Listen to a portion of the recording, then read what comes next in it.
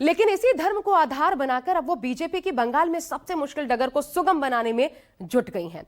लेकिन कोलकाता में गीता पाठ को इसी मकसद से जोड़ा जा रहा है ताकि 2026 के रण के लिए धार्मिक माहौल तैयार हो और बीजेपी को बंगाल में विजय का तिलक लगाया जा सके। दूसरी ओर मुर्शिदाबाद में बाबरी मस्जिद के बहाने हुमायूं कबीर ने भी माहौल तैयार करने की भरपूर कोशिश की है। गीता पाठ की तर्ज पर हुमायूं ने कुरान पाठ कराने का ऐलान किया है, लेकिन कहानी यही तक नहीं है। इससे बड़ा खेला के लिए हुमायूं कबीर बंगाल में ओवैसी के साथ गठबंधन करने की तैयारी में है। इसका ममता बनर्जी और उनकी टीएमसी पर कितना असर होगा, हम आपको दिखाते हैं।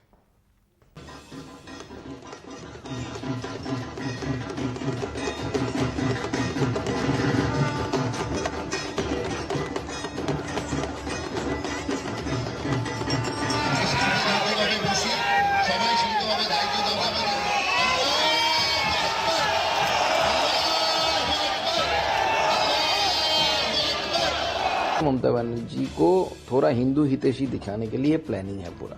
अभी इस्लाम धर्मावलंबी मानुष मेरा 1 लाख हाफिज को लिए मैं कुरान पाठ कराएंगे। कोलकाता में गीता का पाठ हुआ तो टीएमसी से निलंबित विधायक हुमायूं कबीर ने ऐलान किया कि वो मुर्शिदाबाद में कुरान का पाठ कराएंगे। 1 लाख से ज्यादा मुस्लिमों को जुटाएंगे। यानी चुनाव के लिए धार्मिक माहौल इधर भी तैयार है तो धार्मिक माहौल उधर भी तैयार है। उद्देश्य एक ही है, ये उद्देश्य में सनातन धर्मावलंबी मानुष उनका पवित्र गीता पाठ कर रहा है। मैं अभी इस्लाम धर्मावलंबी मानुष मेरा 1 लाख हाफिज को लिए मैं कुरान पाठ कराएंगे, वहां से खाना खिलाएंगे अच्छा से लोगों को। बीजेपी गीता पाठ के जरिए हिंदुओं को एकजुट करने का संदेश दे रही है तो हुमायूं कबीर मुस्लिमों को बाबरी मस्जिद के नाम पर एक साथ लाने की कोशिश में। लेकिन क्या इससे ममता बनर्जी के लिए चुनावी माहौल टाइट होगा? बंगाल में चुनावी माहौल टाइट, हुमायूं की बीजेपी टीएमसी से फाइट। पश्चिम बंगाल की राजनीति में अब एक नया मोड़ आ गया। मुर्शिदाबाद में बाबरी मस्जिद जैसे ढांचे का शिलान्यास करने के कुछ घंटे बाद ही टीएमसी से निलंबित विधायक हुमायूं कबीर ने गठबंधन की घोषणा कर दी। शनिवार को कबीर ने कहा कि वो एआईएमआईएम प्रमुख असदुद्दीन ओवैसी की पार्टी के साथ बातचीत कर रहे हैं और दोनों दल आगामी चुनावों में मिलकर उतरने की तैयारी में। शनिवार को कबीर ने कहा कि वो एआईएमआईएम प्रमुख असदुद्दीन ओवैसी की पार्टी के साथ बातचीत कर रहे हैं और दोनों दल आगामी चुनावों में मिलकर उतरने की तैयारी में। इसकी पुष्टि खुद हुमायूं कबीर ने न्यूज 24 से फोन पर बातचीत में की। कह रहे कि आने वाले समय में दादा क्या ये आईएसएफ या एआईएमआईएम ओवैसी के साथ मिलकर चुनाव नाम का प्लान बना रहे हैं? कुछ इस तरह का है, खबर तो आ रहा है। हाँ, चल रहा है प्लान। तो 22 तारीख मुझे मेरा पार्टी को ओपन होने दीजिए, बाद में सब तैयार होगा। किसके साथ है दादा? ओवैसी के साथ चांस है ज्यादा? है, ओवैसी के साथ तो ज्यादा चांस है। बातचीत हो रही है आपकी? ये ओवैसी के साथ बातचीत हो रही है? बोला तो बातचीत चल रहा है। अभी जो चल रहा है वो तो आपको अभी कुछ नहीं बोलूंगे, लेकिन मेरा है इरादा उनको साथ लेके अपने चुनाव में नहीं।